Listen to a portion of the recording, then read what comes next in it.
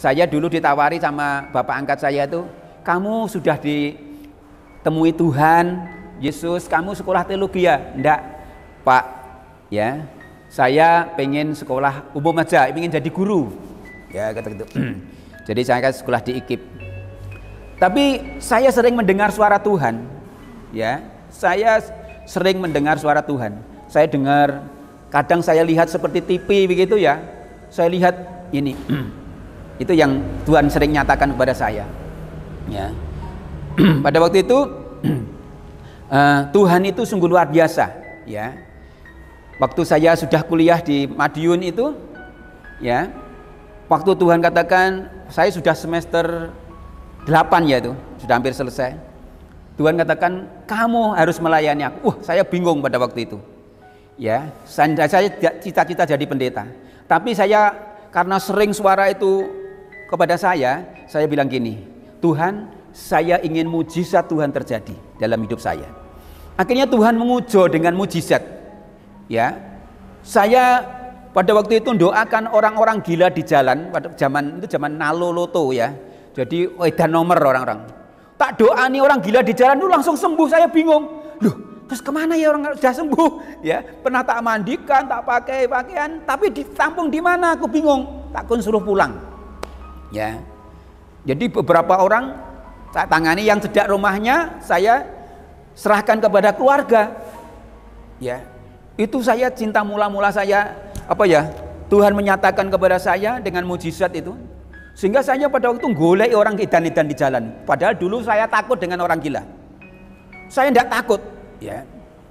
Jadi orang gila itu langsung tak doakan, tak mandikan yang laki-laki, tapi perempuan saya tidak karena perempuan harus ada teman yang perempuan. Saya sering menangani laki-laki, ya, tak mandikan, tak cukur, ya, ini, ya. Jadi itu yang pernah saya alami. Tuhan itu sungguh luar biasa, ya, menyatakan saya minta mujizat ya diuji dengan mujizat. Ya, pernah satu saat itu saya makan tidak punya lauk. Tuhan, aku pengen lauk. Tahu-tahu di dapur saya itu ada lauk, siapa yang bawa tidak ngerti. Ini yang saya ini Tuhan nyatakan luar biasa. Ini dari mana saya tidak ngerti, tapi itu ada, sudah tak makan aja. Ini berkat Tuhan.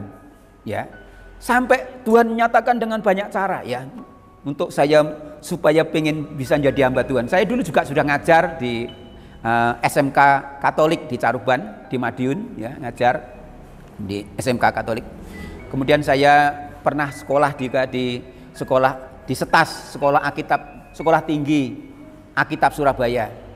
Ya, di situ akhirnya saya selesai dari IKIP, saya sekolah lagi di sana, kemudian kembali ke pelayanan, dan Tuhan itu menyatakan luar biasa. Pernah saya nangani orang disantet. Ya, Tuhan itu menyatakan ini loh yang nyantet orangnya, tahu saya. Karena saya lihat seperti di TV. Jadi saya sama dengan lihat di TV, ya.